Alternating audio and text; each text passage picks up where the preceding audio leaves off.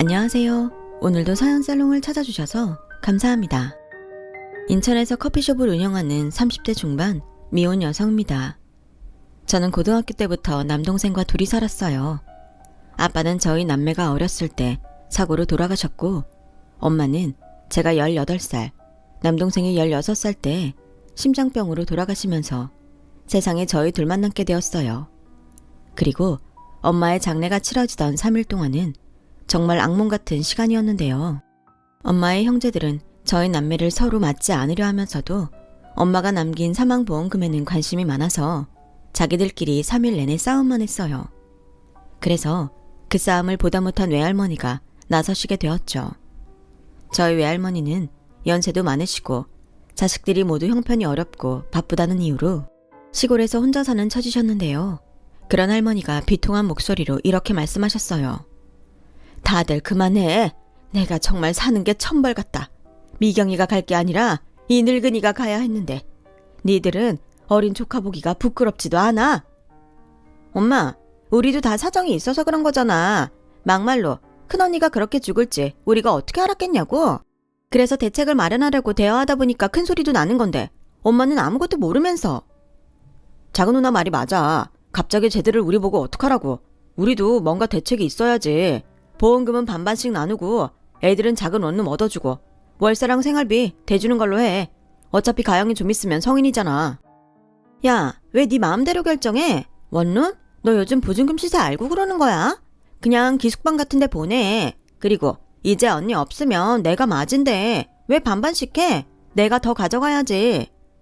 누나, 염치 있냐? 난 장남이야. 됐어 이것들아. 가영이 너 선택해. 할미 따라 영욱이 데리고 시골 가서 살래? 아님 네 엄마 보험금으로 독립하고 살래? 엄마, 미쳤어? 기어코 노망이 난 거야.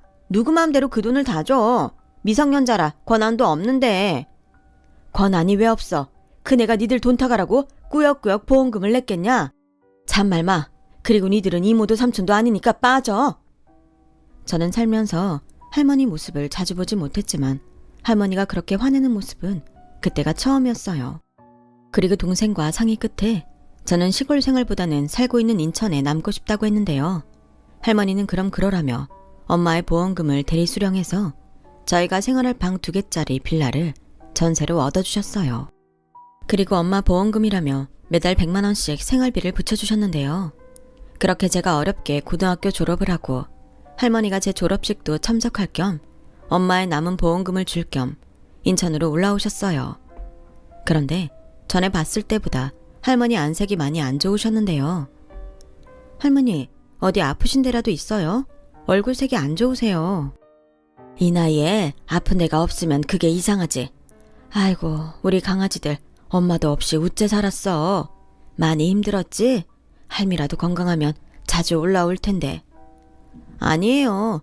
그래도 할머니가 생활비도 주시고 쌀이랑 반찬도 보내주셔서 저희 걱정 없이 살았어요. 아, 그리고 지난 기말에도 영욱이가 전교에서 1등 했어요. 누나, 뭘 그런 걸 말해. 왜? 네가 잘해서 1등 했는데 자랑해야지. 그래, 누나 말이 맞다. 아유, 우리 손자 대견하네. 니들은 어릴 때도 참 야물딱졌지. 어린 것들이 아빠 보고 싶다는 소리도 안 하고 엄마 힘들게도 하지 않더니 이렇게 부모가 없어도 잘 커져서 할미가 너무 고맙다. 자, 생각난 김에 줘야지.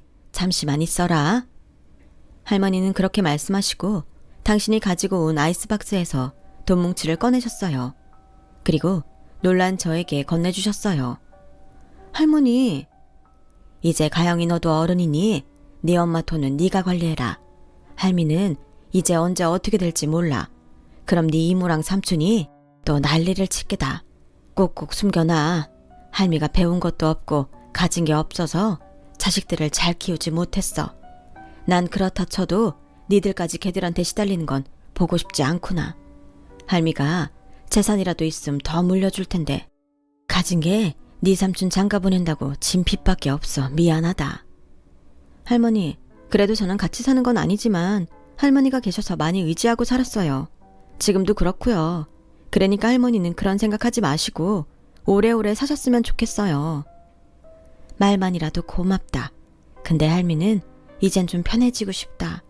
할아버지 얼굴도 가물가물하고 네 엄마도 너무 보고 싶고. 할머니, 그래도 저 의사 되는 건 꼭 보고 가세요. 저 정말 열심히 공부할게요. 그래, 우리 영욱이가 그렇게 말하면 할미가 노력해야지. 고맙다. 할머니는 슬픈 듯 기쁜 듯 그렇게 눈가 촉촉하게 웃으셨어요. 그리고 그 해를 다 넘기지 못하시고 저희 엄마 곁으로 떠나셨는데요.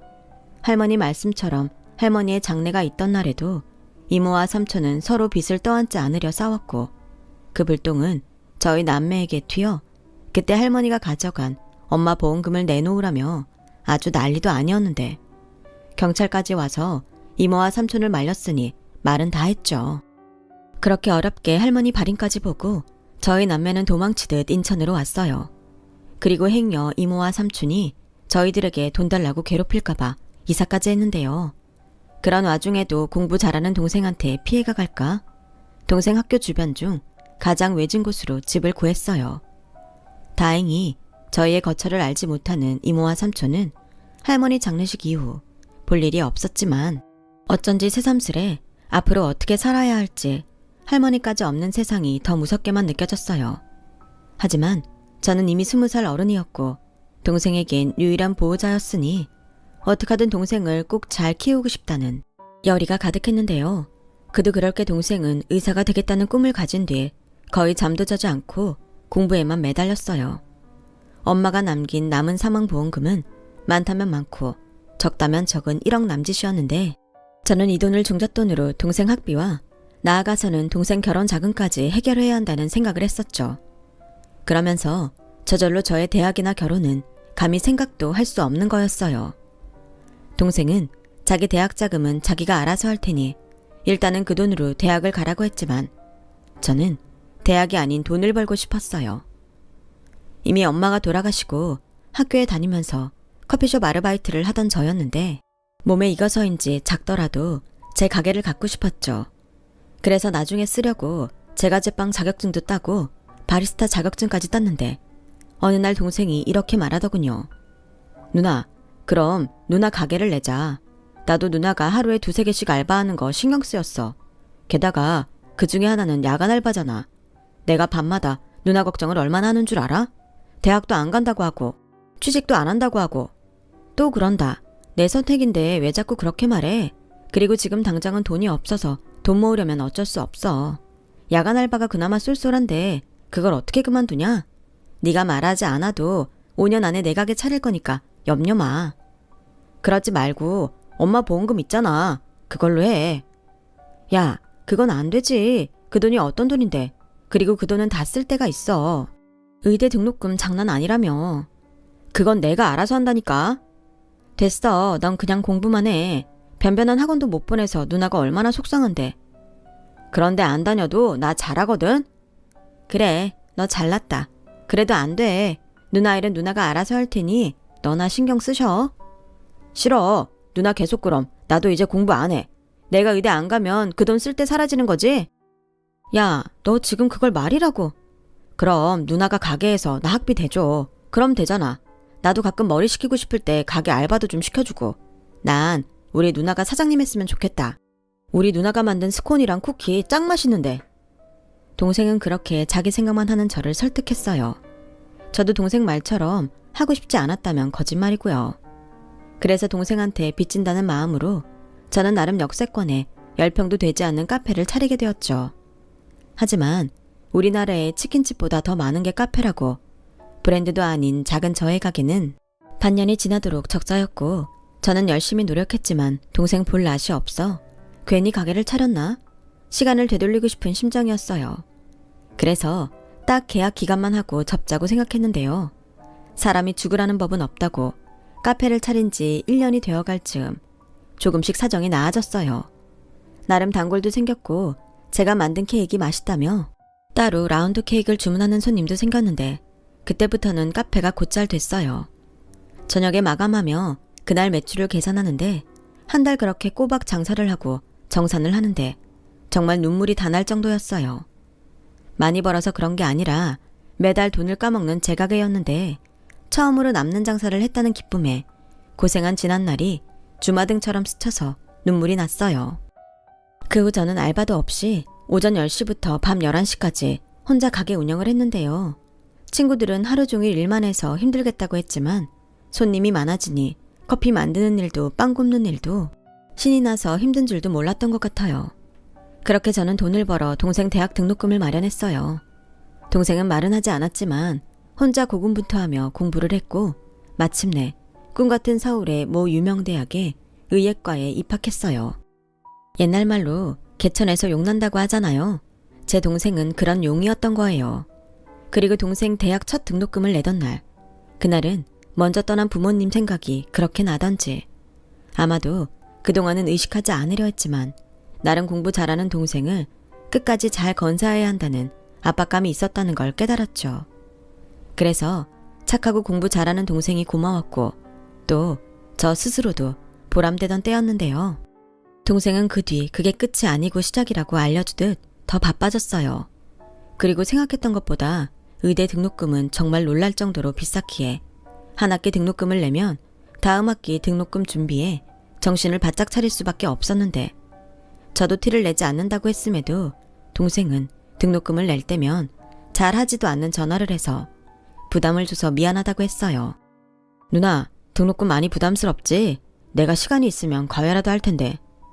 야, 네가 무슨 과외를 해? 그럴 시간 있으면 잠이라도 더 자. 내가 언제 너한테 돈 걱정하라고 했어? 그때 네가 그랬잖아.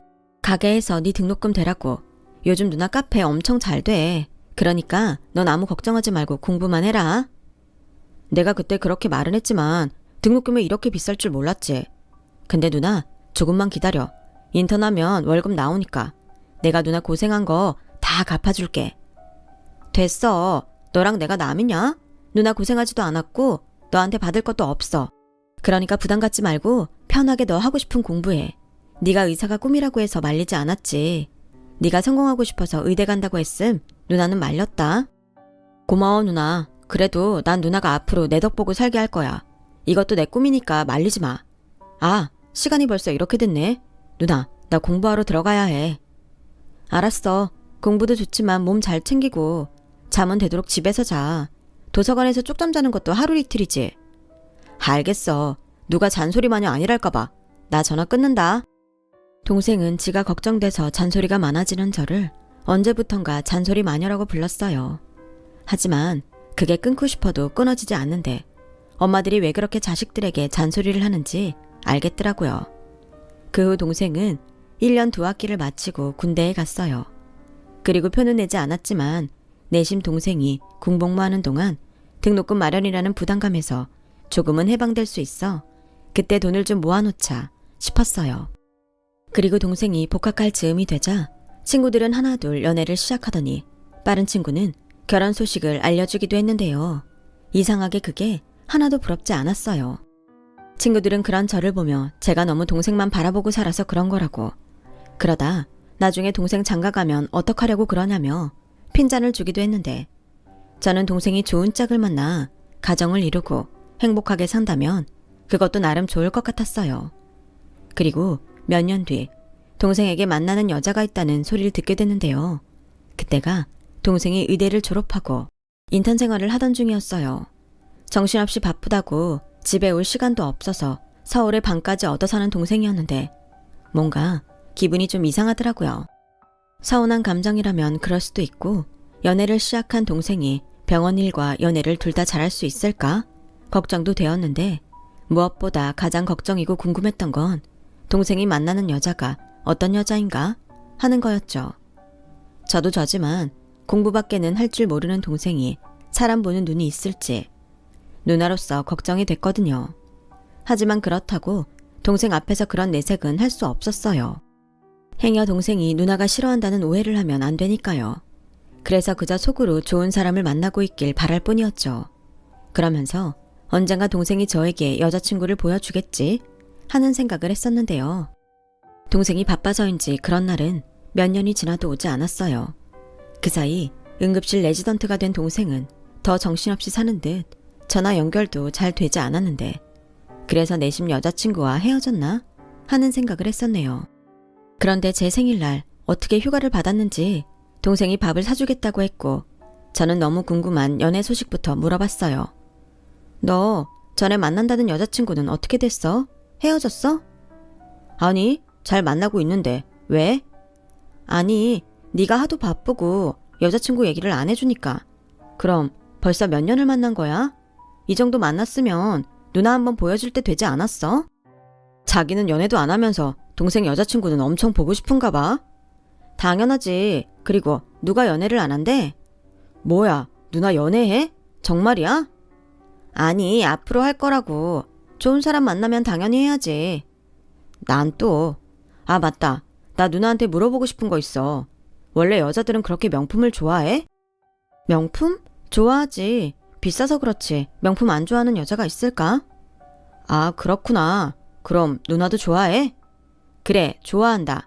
근데 그런 것도 난 주제에 맞게 가져야 한다고 생각해. 능력 있는 자기 돈으로 사는 건 멋지지만 능력도 안 되면 명품만 고집하는 그런 사람은 별로지. 근데 그런 건 왜 물어? 설마 네 여자친구가 명품 좋아한대? 여자친구 집이 좀 잘 살아. 그래서 그런지 20살부터 자기는 명품 옷에 명품 가방 들었다고 하더라고. 아, 그래? 어쩌다 내 동생이 그런 금수저를 만났어? 뭐야, 놀리는 거야? 내가 먼저 좋다고 안 했다. 유진이가 먼저 좋다고 했지. 여자친구 이름이 유진이야? 이름도 예쁘네.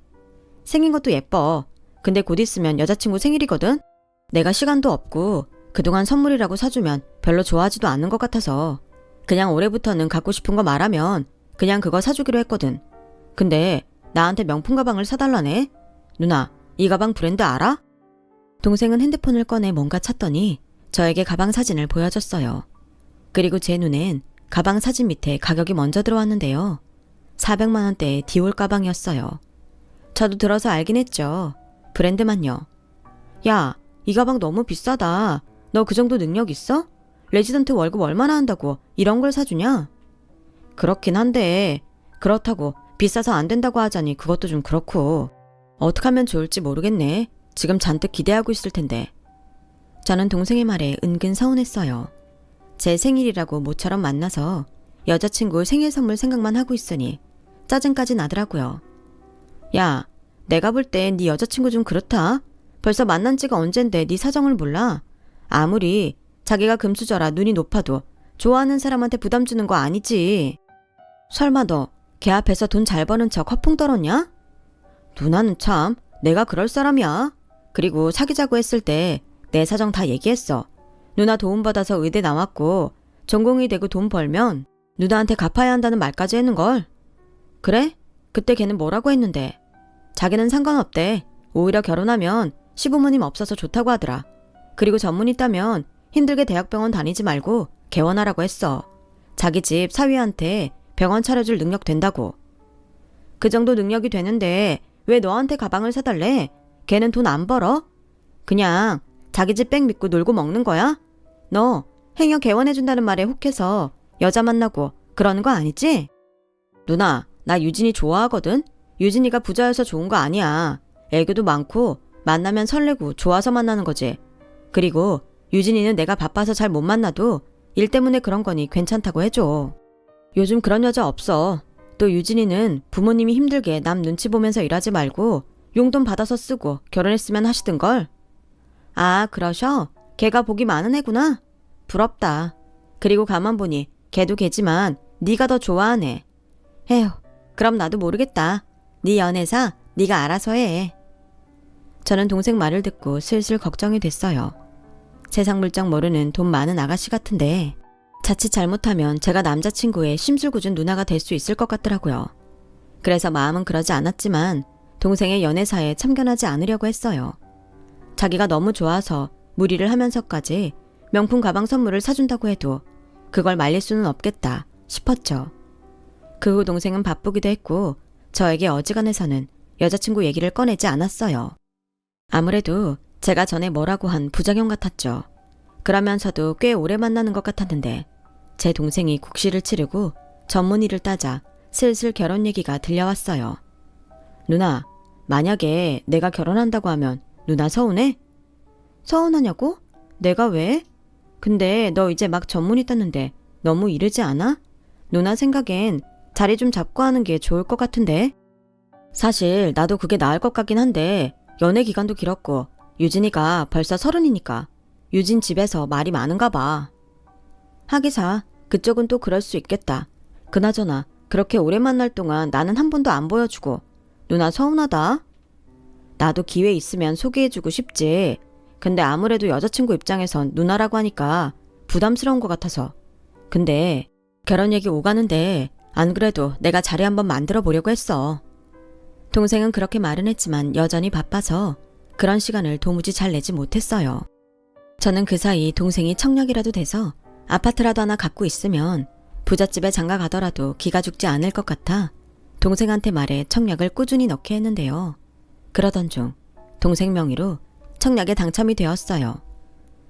평수는 그렇게 넓은 건 아니었지만 좋은 위치의 대단지 아파트였기에 정말 잘 됐다 싶었죠. 동생도 믿기지 않는다고 했어요. 그러면서 당첨된 아파트에 들어가는 돈은 자기가 알아서 할 거니 저에겐 신경 쓰지 말라고 했는데 동생은 내심 그 아파트를 신혼집으로 쓸 궁리를 하는 것 같더라고요. 그리고 아파트 청약이 된 뒤 동생은 아파트가 지어지는 기간을 기다렸다가 결혼을 하자고 여자친구와 말이 된 것 같았고 그 사이는 대학병원에서 근무를 했는데 의사가 되기는 어려워도 전문의까지 된 동생은 거짓말처럼 벌이가 많아지니 씀씀이도 커졌어요. 글쎄 저에게도 명품 가방을 턱 하고 사주는데 보기보다 은근 제가 저래도 되나? 걱정이 되더군요. 야, 뭐하러 이런 비싼 가방을 샀어? 누나, 그냥 받아. 누나가 힘들게 내 뒷바라지 했는데 누나도 이제 누리고 살아야지. 그러지 말고 내가 누나 차 한 대 사줄까? 누나 지금 끌고 다니는 경차 그거 위험하다. 사람들이 경차 타는 여자면 도로에서 얼마나 무시하는 줄 알아? 내가 차를 타면 얼마나 탄다고. 그리고 너 이렇게 갑자기 씀씀이 커지면 위험한 거 알지? 아파트 중도금도 내야 하고 결혼이야 내가 도와주긴 할 거지만 너 앞으로 큰돈 쓸 일 많아. 정신 차려. 에이 누나 나 의사야. 우리도 이 정도는 누리고 살자. 그리고 내 꿈이 원래 누나 호강시켜주는 건지 몰라? 그리고 나 누나가 걱정할 만큼 생각 없지도 않아. 유진이 보니까 누나 생각이 나서 그래. 장가갈 때가 돼서 그런가? 안 하던 짓 하네. 그래 여자친구랑 아직도 좋아? 뭐 이젠 서로 익숙해졌으니까. 그리고 유진이 부모님이 잘해주셔서 사실은 더 결혼하고 싶어졌어. 너 벌써 그 집에 인사하고 온 거야? 그럼 유진이랑 만난 지가 언젠데. 생신 때도 인사드리고 명절에도 인사 갔어. 너 명절에 바쁘다고 집에도 못 왔잖아. 아, 그냥 잠깐 짬내서 밥만 먹고 왔어. 저는 동생 말에 기분이 상했어요. 그리고 아무리 좋게 생각하려 해도 동생이 만나고 있다는 여자가 좀 괘씸하게도 느껴졌는데요. 왠지 부모도 아니고 누나라 무시당하는 그런 기분이 들었거든요. 그렇다고 이제 와서 나는 그 여자가 마음에 들지 않는다고 말하는 것도 별로 같았고 엄한 화살은 동생을 향했죠. 동생이 가운데서 역할을 잘해야 하는데 아무래도 할 줄 아는 게 공부밖에 없었으니 자기 여자친구한테 휘둘리고 있는 것 같았어요. 게다가 보름에 한 번 정도는 제가 동생 자취방에 반찬 같은 걸 가져다 주는데 척하면 척이라고. 여자친구라는 애가 동생 집에 드나들고 있다는 걸 쉽게 알 수 있었어요. 자기 물건이 아무렇지 않게 널려 있는데 남자친구 집 치워주기까지는 바라지 않지만 자기 물건까지 어지르고 가는 경우는 또 뭔지 헛웃음이 나오더군요. 결혼 후에 둘이 어떻게 살지 안 봐도 비디오 같았어요.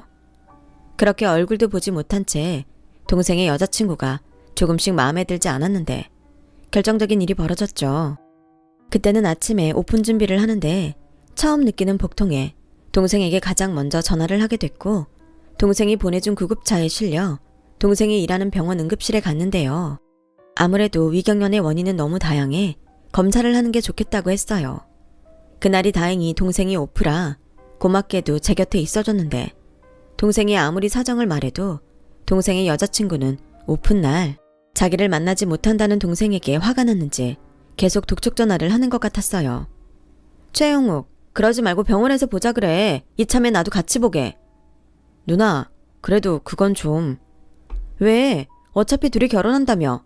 내가 일부러 말하지 않으려고 했는데 나 솔직히 이건 아니다 싶은 거 많아. 내가 아무리 부모도 아니고 누나라지만 무시당하는 것 같아서 기분 나쁘다고. 에이, 누나 왜 그래? 그냥 유진이가 철이 없어서 그래. 알잖아. 내가 바빠서 데이트할 시간도 없고 분명 오픈할이라고 이것저것 하고 싶었을 텐데 자기 딴에는 서운해서 그런 거야. 누나가 좀 이해해줘. 아이고, 공자 선생님 나으셨네. 누나가 한 번만 말하는데 너 걔한테 너무 휘둘리지 마. 괜히 시누이짓 한다는 소리 듣고 싶지 않아서 참고 있지만 결국엔 결혼하면 한 식구인데 이럼 너나 걔나 다 불편하다. 알겠어. 내가 중간에서 잘할게. 그리고 유진이한테도 잘 얘기할게. 누나 마음 풀어. 가뜩이나 위경연 온 사람이 뭘 그렇게 예민하게 굴어. 내가 그러고 싶어 그러냐? 잘하라고. 엄마가 돌아가시고 동생과 단 둘이 살면서 그래도 저는 혼자가 아니라 둘이라고 생각했는데 그날은 어쩐지 저만 편이 없는 것 같았어요. 친구들 결혼하고 애 낳아도 부럽다고 생각한 적 없던 저였는데 몸이 아프니 마음도 약해지는 것 같았어요. 게다가 제 앞에서 막무가내로 자기 여자친구를 감싸는 동생을 보며 마음도 썩 유쾌하지 않았는데요. 그렇게 몇 달 후 드디어 올 것이 왔어요. 동생이 바빠서 얼굴은 못 보고 전화로 상견례 얘기를 꺼냈거든요. 아직 아파트 완공되려면 멀었는데 뭘 그렇게 서둘러. 난 아직 걔 얼굴도 못 봤는데. 그거야 유진이보다 내가 바빠서 그러지. 그렇다고 초면에 나 빼고 둘만 만날 수 있어? 그것도 좀 이상하잖아. 근데 유진이네 집에서 마음이 좀 급하신가 봐. 일단 결혼 날짜라도 미리 잡자고 하시네. 뭐 예상하지 못한 일은 아니니까. 근데 상견례 전까지 정말 시간 안 돼? 누나가 밥 한 끼 사줄 테니까 여자친구랑 좀 보자. 미안. 요즘 수술이 너무 많아서 시간 내기가 힘들어. 벌써 집에도 한 달째 못 들어갔다. 그래도 내가 최대한 시간 내볼게. 저는 어쩐지 동생이 연애를 시작한 후 동생과 예전처럼 좋게 지내지 못하는 것 같아 내심 미안했어요. 제가 자꾸 여자친구에 대해 안 좋게 얘기를 해서 동생이 저를 불편해하나 싶기도 했고요. 그래서 어쨌든 우리 집 식구가 될 사람이니 좋게 생각하고 동생이 결혼하면 더는 동생에게 신경 쓰지 말고 저도 제 인생을 좀 즐기며 살자고 생각했는데요. 그래도 결혼이라는 게 제가 경험이 없어 그런지 마냥 쉽게 넘길 일은 아니더군요. 저는 먼저 결혼한 친구들에게 물어 결혼 전에 뭘 준비하면 좋을지 또 예산은 얼마를 잡을지 물어봤는데 제가 상의하려고 연락을 하면 동생은 무조건 저는 신경 쓰지 않아도 된다고 했어요. 결혼은 자기 힘으로 할 거니 저는 그냥 참석만 하면 된다고요. 그런데 누나인 제가 어디 그럴 수 있나요? 또 상대 집이 그렇게 부자라면 저라도 동생 기죽지 않게 뭐라도 더 해줘야 한다는 생각만 커졌는데 그렇게 동생 여자친구도 보지 못한 채로 상견례 날짜가 잡혔어요. 누나, 미안해. 시간이 딱 상견례 날짜밖에는 어려워서 여자친구도 결혼 전에 해둘 게 있다고 요즘은 좀 바쁘고. 알겠어. 네 여자친구는 상견례 때 보면 되니까 너무 신경 쓰지 마. 그나저나 상견례 때 입고 갈 제대로 된 양복은 하나 있어야 하지 않아? 누나가 사줄 테니까 병원 근처에서 잠깐 보는 것도 안 돼? 여기 근처엔 그런 거 파는 데도 없어. 그리고 나 양복 있어.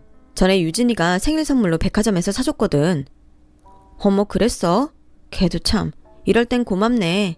이젠 누나 아니어도 챙겨주는 사람도 있고 이제야 누나가 좀 마음이 편하다. 너 장가 보내는 실감이 좀 나네. 그래? 난 유진이랑 누나랑 사이좋게 지냈으면 좋겠어.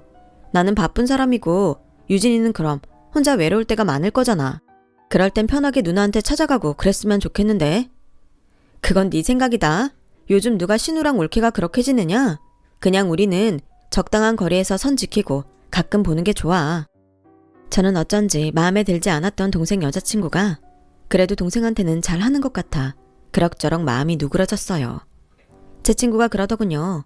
그냥 둘이 좋고 결혼 후에도 아무 문제 없이 살면 올케가 어떤 사람이고 어떤 생각을 해도 신경 쓰지 말라고요. 그래야 제 속도 편하고 올케와 얼굴 붉히는 일도 없다고 했는데 기혼자가 하는 말이라서 그런지 그 말이 맞는 것 같았어요.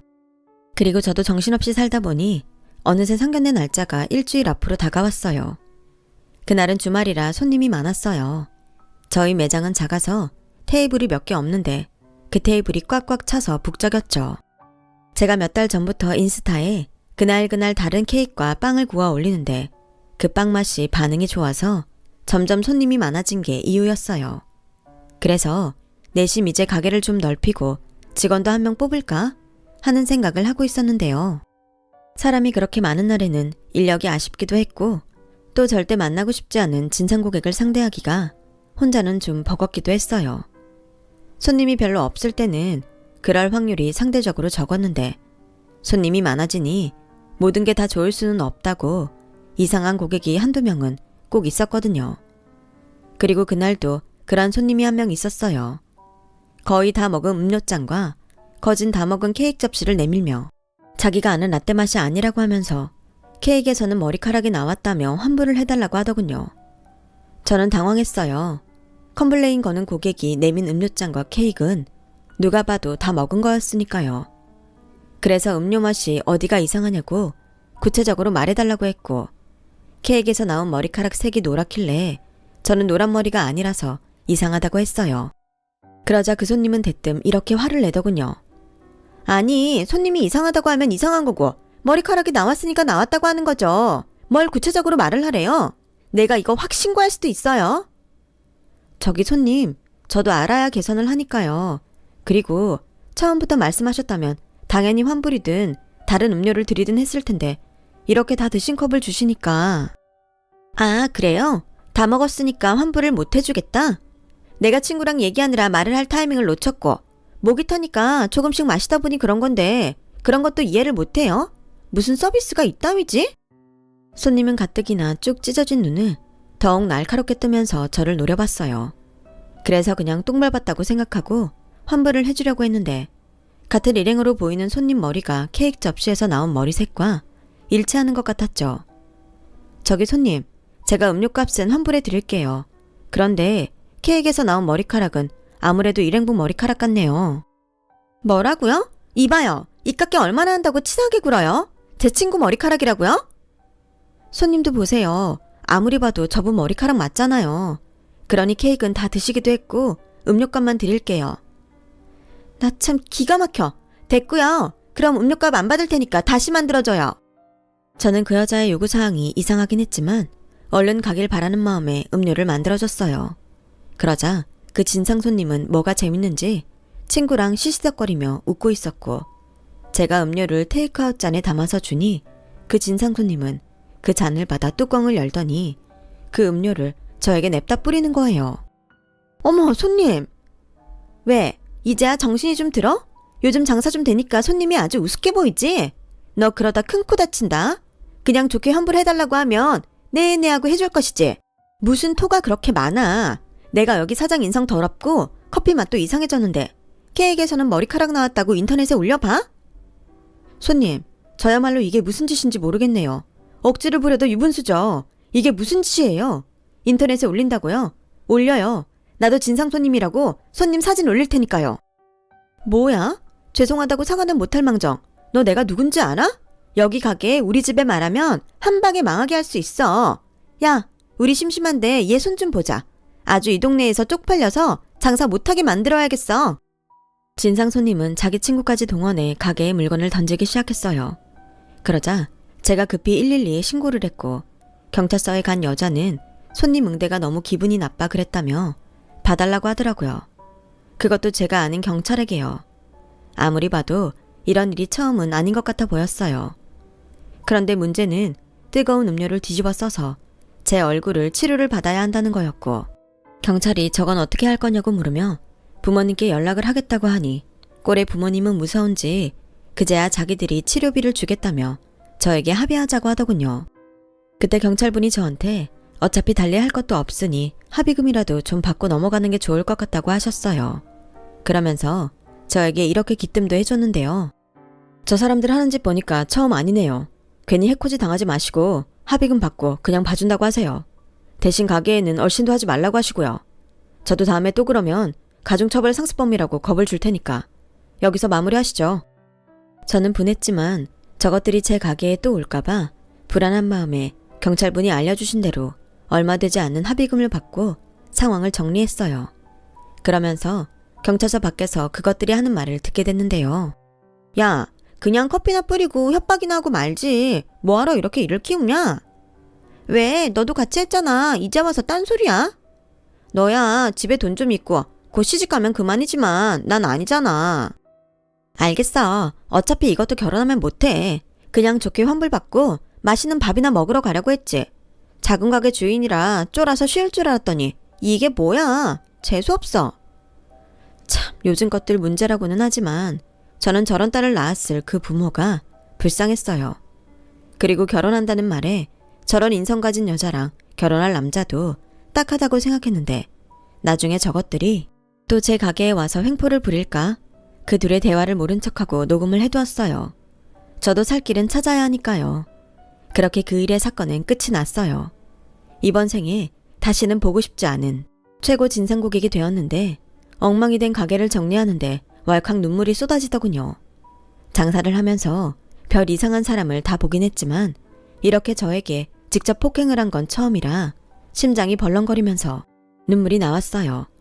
그리고 그때였어요. 무슨 바람인지 늘 바쁘다는 동생이 가게를 찾아왔고 엉망이 된 가게와 저의 모습을 본 동생은 많이 놀란 듯 저에게 물었어요. 누나, 이게 다 무슨 일이야? 얼굴은 또 왜 그래? 너야말로 이 시간에 여길 왜 왔어? 한참 바쁜 거 아니었어? 요즘 내가 너무 바빠서 누나한테 소홀했던 것 같아서 누나 놀래켜주려고 왔는데 이게 뭐야? 누가 그랬어? 있어, 진상 여자들. 조금 전에 경찰서 다녀왔고 합의도 했으니까 괜찮아. 뭐가 괜찮아? 얼굴이 이런데. 병원 안 갔지? 화상 이렇게 두면 흉져. 당장 나랑 병원 가자. 약국에서 대충 소독하고 연고 발랐어. 내가 반사적으로 잘 피해서 그 정도는 아니래. 넌 밥은 먹었고? 지금 밥이 문제야? 이런 일이 있었으면 나한테 연락을 했어야지. 연락하면 네가 올 수는 있냐? 됐어. 누나 일은 누나가 알아서 해. 조금 있으면 장가갈 놈이 별 걱정을. 장가가면 뭐가 달라져? 매형이 생기기 전까지는 누가 뭐래도 내가 누나 보호자야. 저는 동생의 말에 내심 기분이 좋았어요. 사실 장가가면 이젠 지금처럼은 못 지낸다고 생각했는데 동생이 저렇게 말해주니 고맙더라고요. 그래서 동생은 화를 냈지만 저는 웃음이 나왔어요. 왜 웃어? 누나는 지금 웃음이 나와? 이제야 좀 안심이 돼서 그래. 어차피 걔들 쪽팔려서 여기 다시 못 와. 그나저나 누나도 아직 저녁 전인데 우리 오랜만에 치킨이나 시켜 먹을까? 이 와중에 치킨 생각이 나? 아무튼 나 자고 가도 되니까 맥주도 마시자. 오, 웬일로 바쁜 의사 선생님이 그렇게 시간이 돼? 나도 살아야지. 누나나 일어나. 여긴 내가 치울 테니까. 저는 그날 밤 진상 여자들 때문에 기분이 꿀꿀했지만 모처럼 동생과 치맥을 하며 즐거운 시간을 보냈어요. 그랬더니 최악의 하루도 그럭저럭 웃으며 보낼 수 있었고 곧 상견례 날이 되었어요. 저는 잔뜩 긴장되긴 했지만 나름 초면에 책 잡히지 않으려고 신경을 많이 썼어요.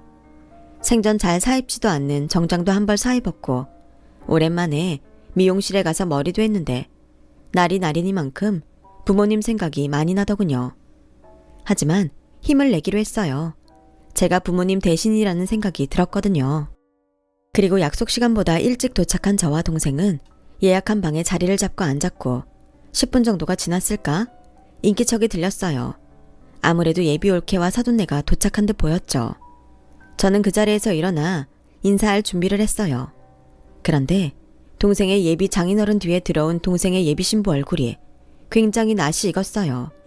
화장이 좀 연해지긴 했지만 쭉 찢어진 그 눈은 분명 제가 얼마 전에 봤던 진상 여자가 분명했죠. 그 순간 저는 얼음이 되고 말았어요.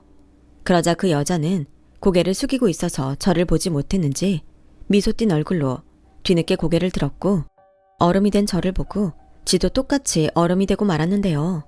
저희 둘의 사정을 모르는 제 동생과 그 여자의 부모님은 서로 안부를 나누며 반갑게 인사를 나눴어요. 영욱이 오랜만이네. 잘 지냈어? 네, 어머니. 어머님도 그동안 잘 지내셨죠? 아버님도요. 그럼. 그리고 자네는 이제 사위 될 사람인데 영욱이가 뭐야? 최서방이라고 불러. 아유, 아들 같아서 그러지. 근데 누님은 어째 안색이 안 좋으신가? 무슨 일 있으세요? 안녕하세요. 초면에 죄송한데 안색이 안 좋은 건 그 댁따님도 마찬가지 같은데요. 네? 너 왜 그래? 여기 도착할 때까지도 신났었잖아. 그게... 내가 말할까요? 아니면 네가 말할래요? 누나, 왜 그래? 너 똑바로 들어. 나 이 결혼 반대야. 얼마 전에 우리 가게에 와서 난리치고 나한테 뜨거운 음료 부네 있지? 그게 쟤야. 뭐? 언니, 오해해요. 그러니까. 너 왜 그래? 음료를 부었더니 이게 다 무슨 말이야? 안 사돈 분은 제 말과 자기 딸의 반응에 당황한 듯 말했어요. 그러자 아무 말도 하지 못하고 그 진상 여자는 고개를 푹 숙였고 그 상황을 빨리 정리하고 싶었던 제가 먼저 입을 열었어요.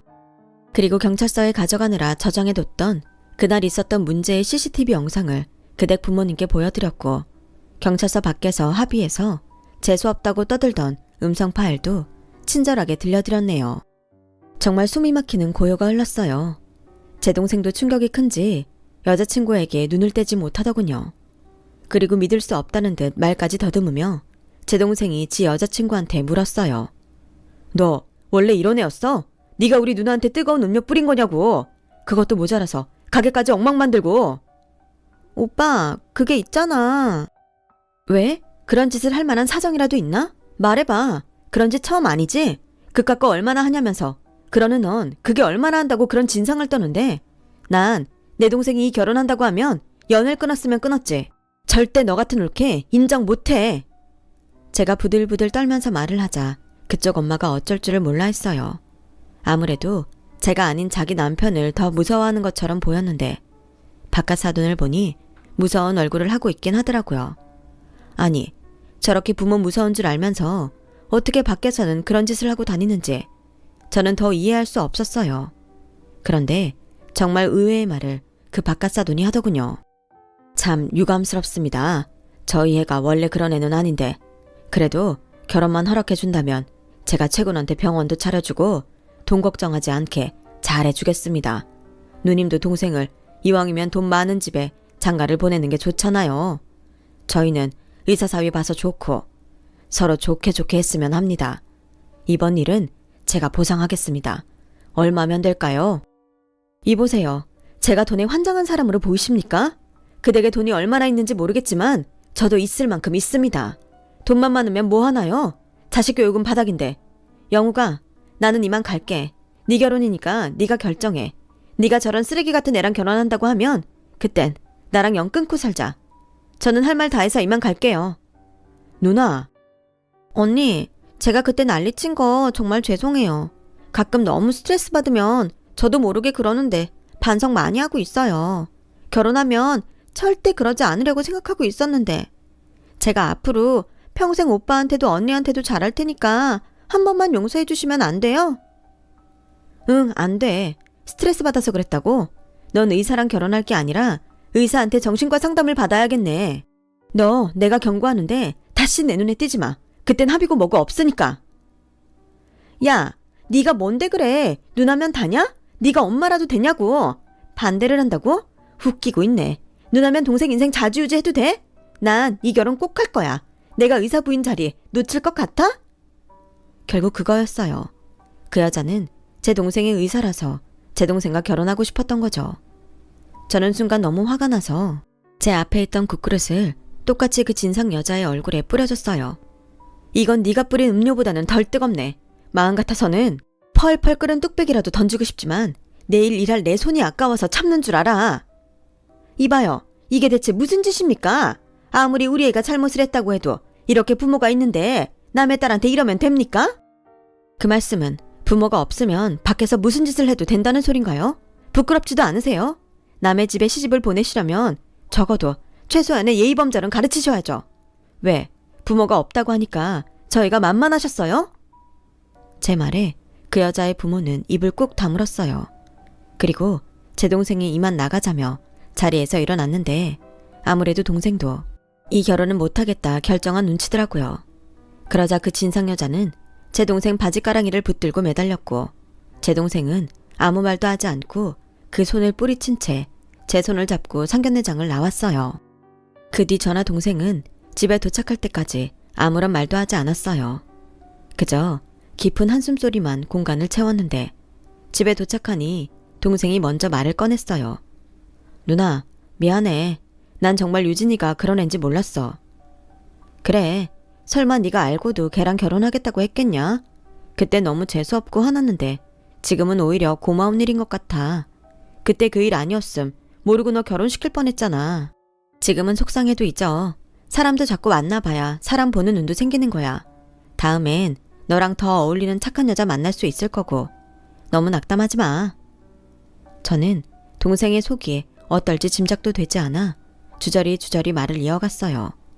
저도 저지만 만난 시간이 있으니 동생이 받은 충격도 대단할 것 같았거든요. 결혼까지 생각한 여자와 헤어지는 것이니 마음 정리할 시간이 필요하겠다 싶었어요. 동생은 그 충격인지 병원을 그만두고 여행을 갔어요. 그동안 병원 일하랴 결혼 준비하랴 자기를 돌볼 시간이 없었다고 좀 쉬고 싶다고 하더라고요. 저는 흔쾌히 그러라고 했네요.